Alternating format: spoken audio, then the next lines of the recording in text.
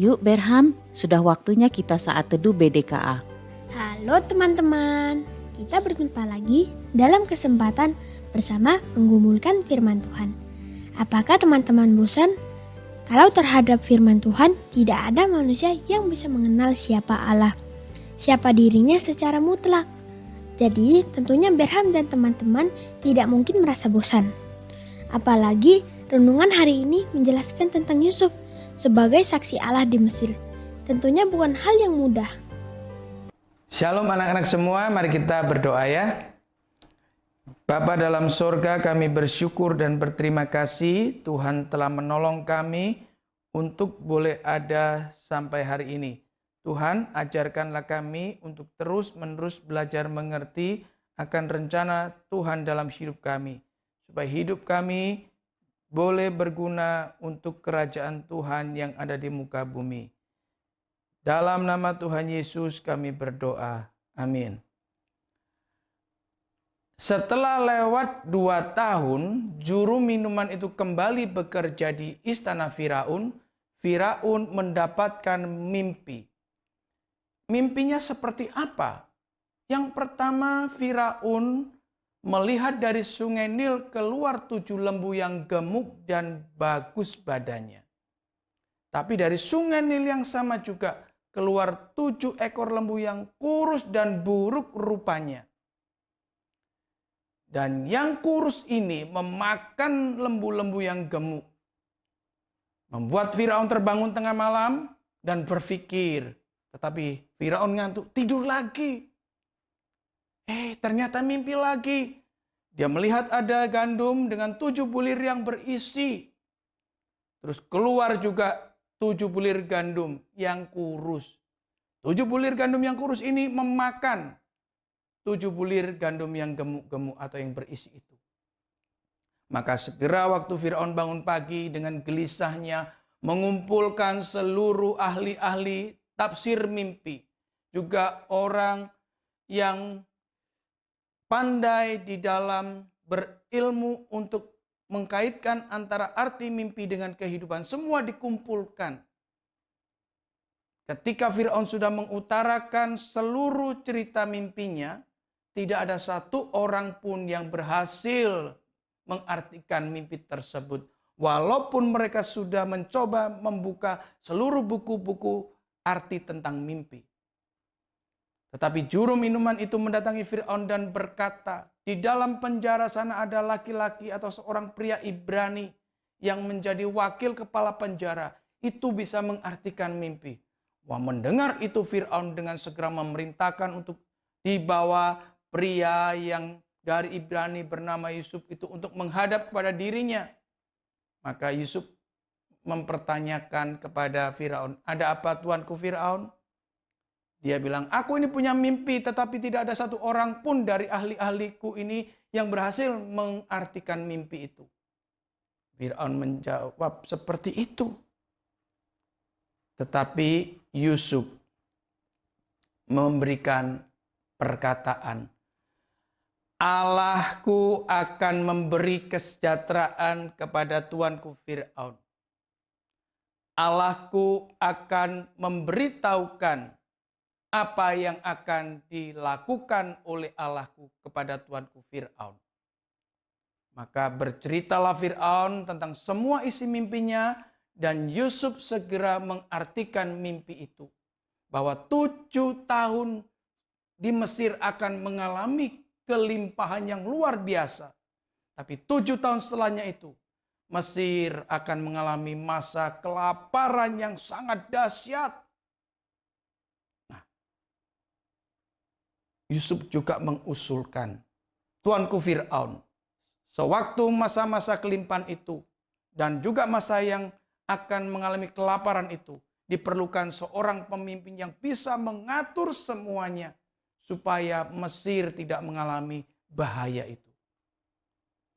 Maka Firaun berpikir, siapakah orang yang tepat untuk memimpin Mesir di bawah diriku? Ditanyakan pada semua pegawai istana, tidak ada satupun yang bisa menjawab atau memberikan usulan siapa yang tepat. Maka Firaun coba melihat kembali bahwa Yusuf yang di dalam dirinya ada roh Allah itu dan juga orangnya bijaksana, dialah yang paling tepat dan diusulkan dan semua pegawai istana itu juga menyetujuinya. Maka Yusuf dilantik menjadi seorang pemimpin di Mesir, tetapi tetap di bawah kekuasaan Firaun. Firaun mengatakan tidak boleh ada orang yang melawan atau membantai Yusuf. Tidak ada semua yang boleh bergerak seenaknya kalau tidak ada persetujuan dari Yusuf. Sejak hari itu, Yusuf mulai mengatur seluruh keadaan yang ada di Mesir. Pada waktu mulai menanam sampai panen, Yusuf atur bagaimana harus menyimpan gandum, harus bagaimana menyimpan jagung dan sebagainya. Yang disisihkan harus 1/5 untuk menyambut nanti masa kelaparan. Atau kalau di persentase 20%. Nah, anak-anak sekalian, sekalipun Yusuf ini sudah ada di puncak kejayaannya, sukses karirnya, Yusuf tidak pernah melupakan Allahnya. Itu sebabnya pada waktu sebelum kelaparan itu tiba, Yusuf dianugerahi 2 orang anak. Yang pertama diberi nama Manasye, yang artinya Allah telah melupakan sama sekali tentang kesengsaraanku dan tentang rumah ayahku. Tetapi jangan salah, melupakan rumah ayahku bukan berarti lupa dengan ayah, juga bukan lupa dengan saudara-saudaranya, tetapi lupa dengan seluruh penderitaan yang pernah dialami, baik dibenci oleh saudara-saudaranya maupun dia pernah dijual oleh saudara-saudaranya. Yang kedua, dia punya anak bernama Efraim. Itu juga artinya Allah telah memberi aku anak di negeri kesengsaraan ini. Artinya Yusuf tetap ingin dan rindu pulang ke Kanaan. Dari ini kita bisa tahu bahwa sekalipun Yusuf ada di puncak karirnya, di negeri asing, Yusuf tetap tidak lupa Allahnya. Anak-anak sekalian, hari ini kita diajar oleh firman Tuhan. Walaupun kita di dalam keadaan yang susah sekalipun, kita tidak boleh melupakan Tuhan. Tetapi waktu kita di dalam keadaan yang jaya di puncak karir kita, kita tidak boleh juga melupakan Tuhan. Kalau anak-anak sekarang biasanya masa sekolah, kalau kau punya ranking yang bagus, jangan sombong dan jangan lupakan Tuhan. Kalau kau pun punya ranking yang rendah, jangan lupakan Tuhan. Karena Tuhan senantiasa memperhatikan hidup kita dan Tuhanlah yang menata hidup kita. Puji Tuhan.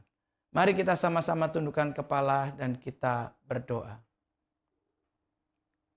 Bapa dalam surga, kami berterima kasih untuk cerita firman Tuhan hari ini yang terus mengajarkan kami untuk tahu bahwa Tuhan menyertai kami dan biarlah kami juga tahu berespon dengan tepat, yaitu baik di saat kami susah, baik di dalam keadaan kami senang, baik di dalam keadaan kami miskin, maupun dalam keadaan kami jaya, kami tidak melupakan Tuhan.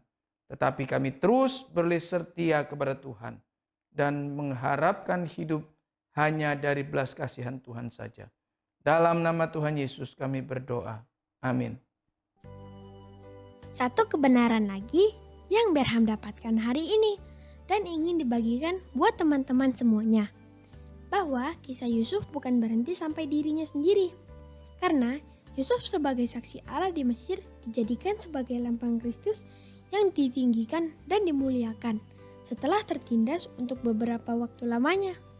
Perhatikan teman-teman terkasih, sangat penting untuk mempersiapkan terlebih dahulu buat besok dengan membaca Kejadian pasal 42 ayat 1-25. See you!